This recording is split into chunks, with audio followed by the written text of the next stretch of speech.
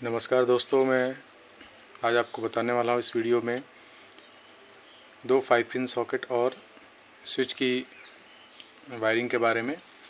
ये बोर्ड हम तैयार करेंगे, एक्सटेंशन बोर्ड, जिसमें हम दो 5 पिन सॉकेट और दो स्विच का यूज़ करेंगे और इसकी वायरिंग में चले आइए देखते हैं। वायरिंग से पहले ध्यान देने वाली जो बात है वो ये है कि जो हमारे स्विच सॉकेट होते हैं उसमें वायरिंग करते में हमें क्या ध्यान रखना चाहिए, इसके बारे में आपको बताने वाला हूँ। देखिए, किसी भी सॉकेट के ऊपर लाइव और न्यूट्रल लिखे होते हैं और सेंटर में ये देखिए आप, ये ग्राउंडिंग का सिंबल इस तरह आपको दिखाई देगा। यहाँ न्यूट्रल है, यहाँ लाइव है, एल मतलब लाइव। इस तरह से सॉकेट के ऊपर लिखा होता है। पर अगर हम गलती करते हैं, ज़्यादातर घरों में जो बोर्ड की वायरिंग होती है, गलती की वजह से हम बहुत ज़्यादा नुकसान उठाते हैं, हमें करंट लग जाता है, या हम जो भी इक्विपमेंट यूज़ करते हैं, उपकरण, वो हमारे इक्विपमेंट जो है वो ख़राब हो जाते हैं। तो बोर्ड बनाने में सबसे पहले हम ध्यान देंगे कि हमारे सॉकेट के ऊपर ये लिखा होता है एल, एन और ग्राउंड का। तो इसमें एल और एन मतलब लाइव और न्यूट्रल। इसमें कैसे वायरिंग करेंगे ये चलिए अब मैं बताता हूँ। तो सबसे पहले हम ये जो सॉकेट हैं उससे स्विच के एक एक पोल को कनेक्ट कर लेते हैं।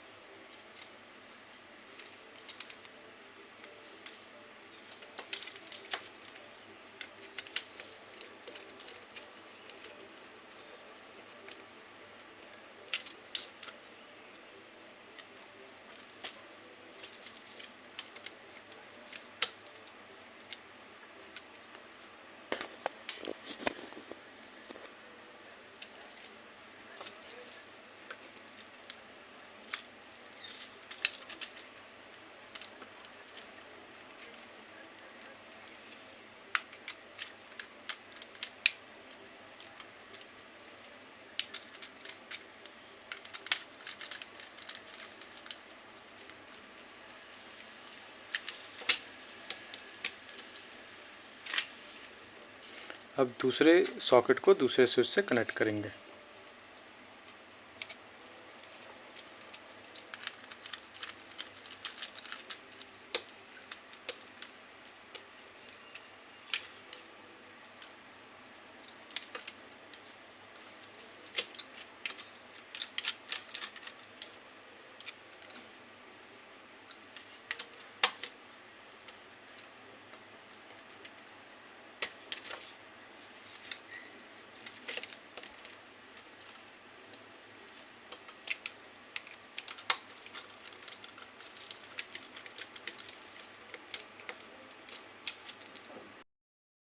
तो ये हमारा दोनों सॉकेट का जो कनेक्शन है वो स्विच से हो चुका है। अब दोनों स्विच के बीच में जो हमारा लाइव वोल्टेज आता है वो कॉमन आता है। उसके लिए हमें कॉमन वायरिंग करने के लिए एक छोटा सा वायर यूज़ करना है जो दोनों के बीच में कॉमन वायरिंग का काम करेगा।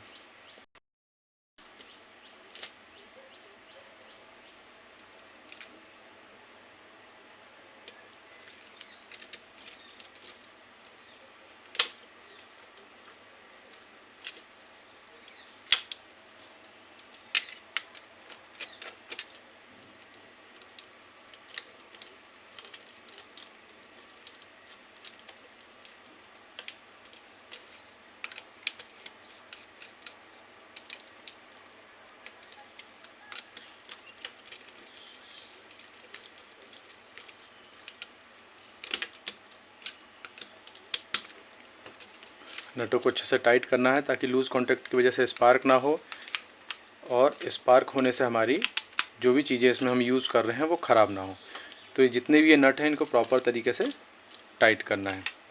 अब बात करते हैं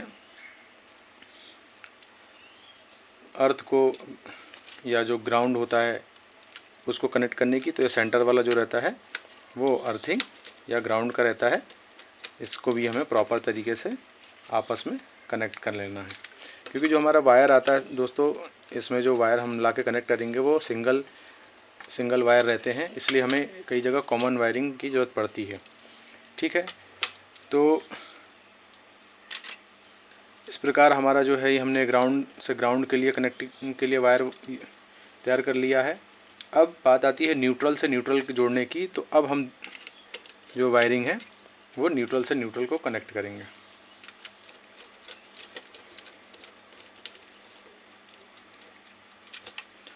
ठीक है, ये वायर अभी हमें छोड़ के रखते हैं ताकि यहाँ पे हम कनेक्ट करेंगे। ठीक है, अब हमने ये जो वायर लिया है 3 पिन टॉप के साथ में, ये वायर है, शील्डेड वायर है बना हुआ। ये लीड को हम कैसे इस बोर्ड में कनेक्ट करेंगे, आइए ये देखते हैं। देखिए दोस्तों, जो ब्लैक कलर है वायर वो न्यूट्रल का है। ठीक है, ये हमेशा न्यूट्रल वायर होता है। जो रेड वायर है वो आपका फेज़ या लाइव, जिसमें लाइव वोल्टेज आते हैं। और जो ग्रीन रहता है वो हमेशा, ग्रीन जो वायर इसमें होता है वो होता है अर्थिंग का या ग्राउंड का।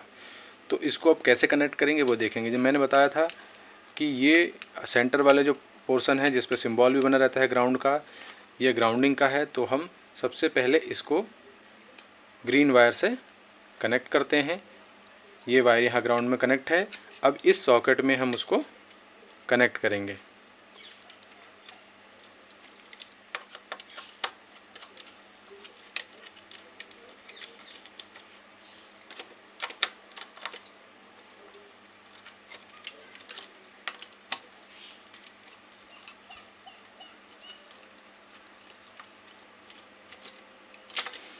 ये देखिए, हमारा जो ग्राउंडिंग वायर है वो कनेक्ट हो गया है। अब हम कनेक्ट करते हैं हमारे जो न्यूट्रल के वायर हैं। देखिए, न्यूट्रल का वायर यहाँ एंड पे कनेक्ट है, यहाँ भी न्यूट्रल का ये वायर यहाँ कनेक्ट करने के लिए दिया हुआ है। अब हम न्यूट्रल के वायर में ब्लैक वाले वायर को जोड़ेंगे। ठीक है, अब न्यूट्रल वाला जो हमारा ब्लैक कलर का वायर है वो यहाँ सॉकेट में जुड़ा हुआ है। अब इस सॉकेट में हम उसको जोड़ देंगे। यहाँ पर रख कर प्रॉपर तरीके से इसको टाइट कर देना है, कोई भी लूज़ कॉन्टैक्ट नहीं छोड़ना है। देखिए, बहुत अच्छे से मैंने इन वायरों को टाइट कर दिया है। अब मेरा लास्ट और रेड वायर, ठीक है, जो फेज़ या लाइव वोल्टेज है। ये सारी वायरिंग जो है दोस्तों, देखिए प्लग से निकला हुआ है। लाइव जो वोल्टेज है, मतलब ये जो वायरिंग है ये आपको प्लग में लगा के नहीं करनी है। ये वायरिंग को आपको ध्यान रखना है। जो भी लोग पहली बार ये काम कर रहे हैं या थोड़ा बहुत भी जानते हैं वो सावधानी बरतें। तो ये जो आपकी वायरिंग है, अब लाइव वोल्टेज वाली जो वायरिंग है ना, हम बोर्ड तैयार कर रहे हैं, इसमें अभी भी कोई वोल्टेज नहीं है। ठीक है, इसका सावधानी रखें। और ये जो रेड कलर का वायर है ये हमने स्विच के बीच में जो कॉमन है वहाँ पे हमने इसको कनेक्ट करना है।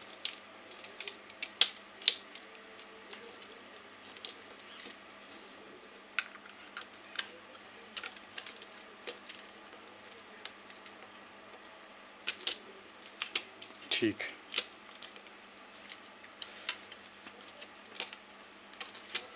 तो ये देखिए दोस्तों, हमारा बोर्ड अब पूरी वायरिंग तैयार हो चुकी है। मैं एक एक करके बता देता हूँ।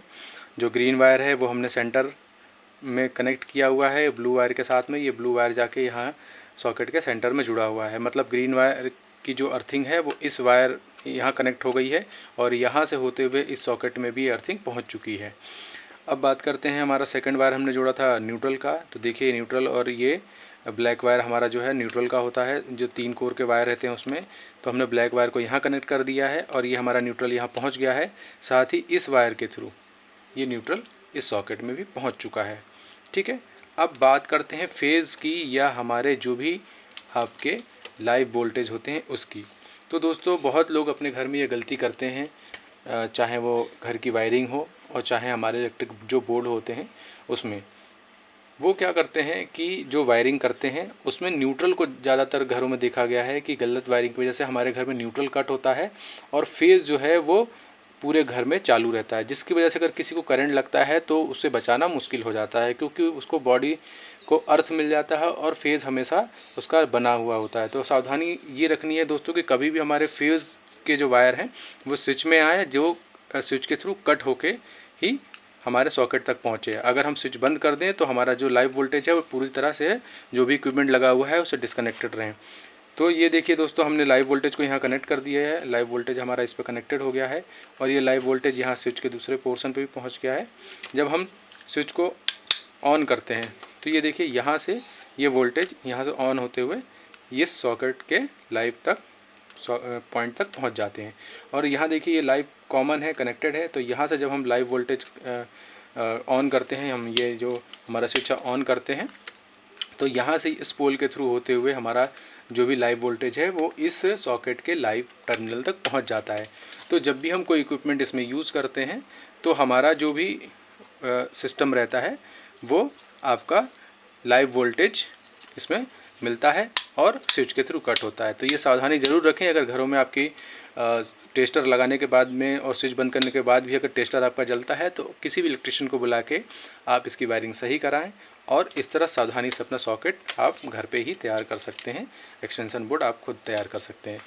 तो दोस्तों, मैंने आप घरेलू उपयोग के लिए या आपके जो भी उपयोग के लिए जो एक्सटेंशन बोर्ड हो सकता है, इसके लिए मैंने आपको बताने का प्रयास किया कौन सी वायरिंग कहाँ करते हैं।